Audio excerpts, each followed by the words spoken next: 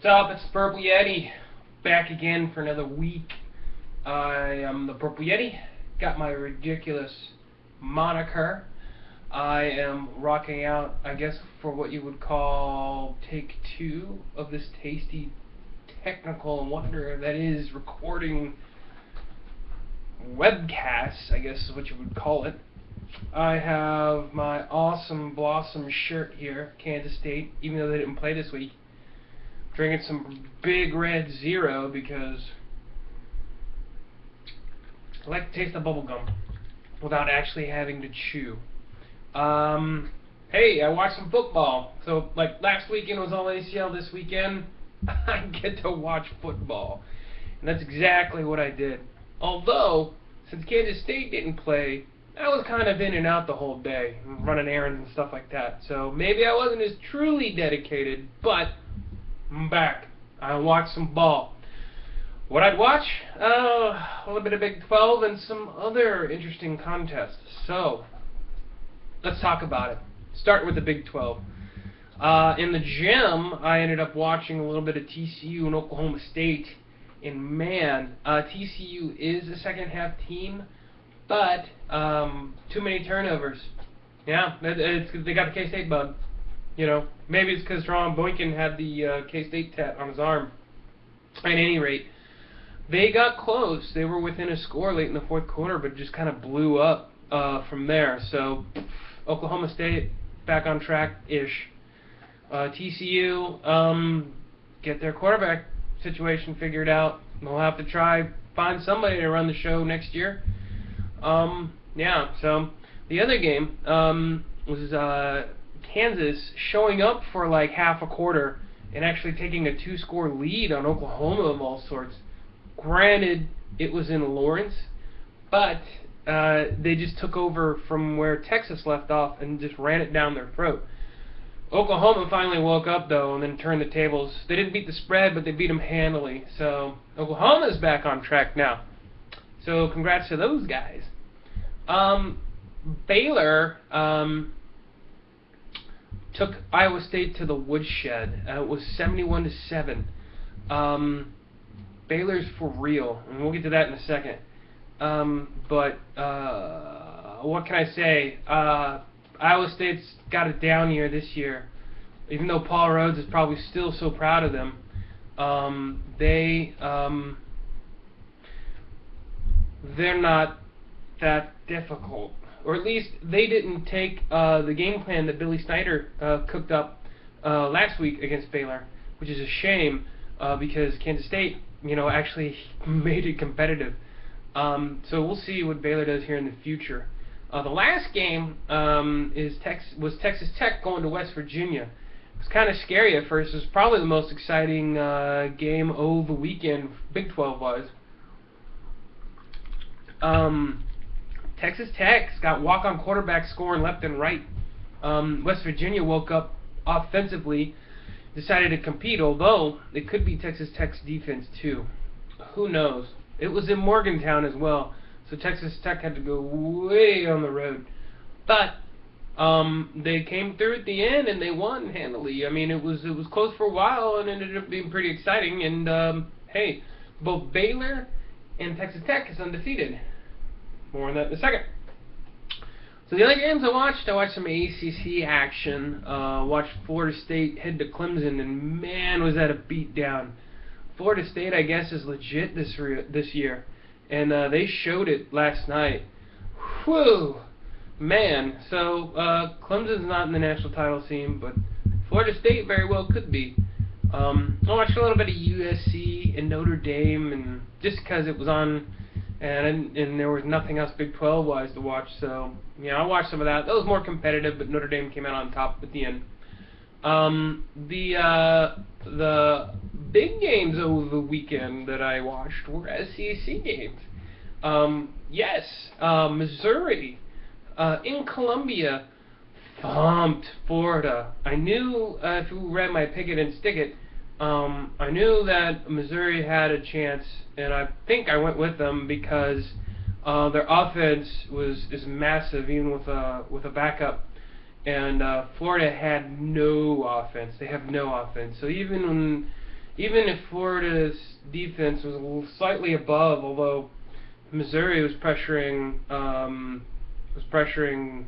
Florida all day. So even though the defense is kind of evenly matched, Missouri's offense is way here and Florida's down here. Beat them down. Get out. Missouri's undefeated and has a 2-game lead in the SEC East. How'd that happen? Georgia lost to Vanderbilt of all teams. Woo! Ric Flair style. But if you want to talk about choking, South Carolina lost to Tennessee with some stupid play calling from Steve Spurrier and last-second field goal for Tennessee. So, boom, they're out. LSU lost to, I forgot, Ole Miss late as well. So you got four teams, at least 4 teams. Oh, my favorite one of all, 5. Texas A&M lost to Auburn. Auburn came in, although not as much of an underdog as, say, the other teams I mentioned. Florida, Missouri is kind of even. Auburn, Texas A&M, kind of same story. The other 2 were just dumb upsets. But the Tigers, it was a Tiger weekend. The Tigers of Auburn went in and beat up on Johnny Manziel, and Texas A&M lost. They're out, even though that's the SEC West. The point is that the SEC is weak, and they had an off week this year, this week. The teams that all the pundits like to say were super mega cool, like all choked and they lost. And there's probably still, I'll bet you, we'll get to that in a second, but I'm willing to wager that there's two 3-loss teams in the top 25 from the SEC, which is a joke. But the point is that the pundits put them on this pedestal, and you'll have slack-jawed idiots screaming about how awesome that they are anyway, that they still lost. It's just a reality distortion field. But no, they lost. They're back to reality. And the Missouri Tigers are in the driver's seat in the SEC East. And I gotta tell you, if I had a gun to my head and someone had to pick me who I wanted to win the SEC every year, Missouri. You know why? Because they are bringing the Big 12 to the SEC. They're bringing offense to the 21st century for those old man football people down there. And it's awesome. I would love to see Missouri show up in the SEC championship game and just put it on Alabama. Oh, the world would be, it'd be Armageddon, and it would be amazing. So, yes, back to reality for the SEC, and it is glorious. So, what happened? What's all the ramifications of all this stuff? Well, let's look at the top 25. It just came out. The AP sports writers usually do it first because they don't have any lives and they're really just a bunch of screaming idiots into the wind anyway, so they'll spit onto paper whatever they think is worthy, because somehow they feel like they can still dictate what the national scene is for sports, even though in this day and age and technology and Twitter and bloggers and actual real-time scores and the fact that games are on TV at some channel at some point, everybody can pretty much watch and make a decision themselves.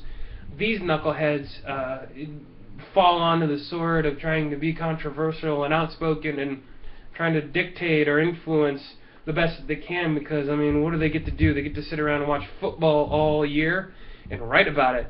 I mean, that's a luxury right there, but I'm sure they're trying to find their own ground and trying to justify their existence now that they're a little bit more relevant. So it's fun watching the AP Top 25 come out first, because, you know, those idiots are just going to try to justify whatever they predicted first in the season because they have no life. They're almost like a video blogger. Oh, I'm going to take a drink.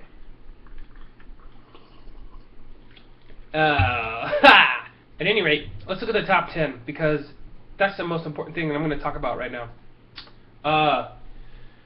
Texas Tech is 10th. They jumped up 6 spots.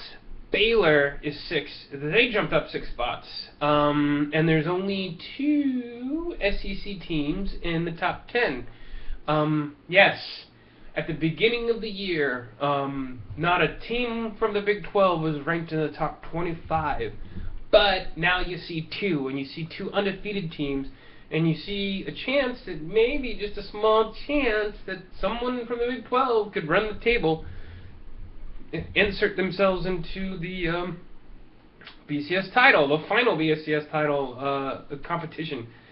Be interesting to see in the BCS standings what actually is the right rankings later on tonight. But for this one moment, I would like to point out that the Big 12 is back to life, and having 2 teams in the top 10 is where it should be, and honestly where it should have been at the beginning of the year. But you know my spiel on the media pundits, the douchebags. So yay, Big 12, and there's only 2 teams in the SEC in the top 10. Yes, the SEC is back to reality. So say it with me, folks. Big 12 back to life. SEC back to reality. Back to life. Back to reality. Back to life. Back to reality. That's right. So, we're going to get the BCS standings later on tonight. We're going to see just where teams stand with the computer rankings, which is really just formulated by people. It's got a bias for people anyway. They say computers, they take the human element out of it. The fact that humans design the choices and the classifications and the algorithms for the computers, so it really is still a human element. It just takes the slack-jawed reality distortion fun that you get with the coaches and especially the media writers and whatnot. So you'll see all that later on in the night. I think it's been a great weekend for football, at least to prove how weak the SEC is this year, how even the field is across the conferences. ACC is looking strong. So is the Pac-12. Big Ten, whatever.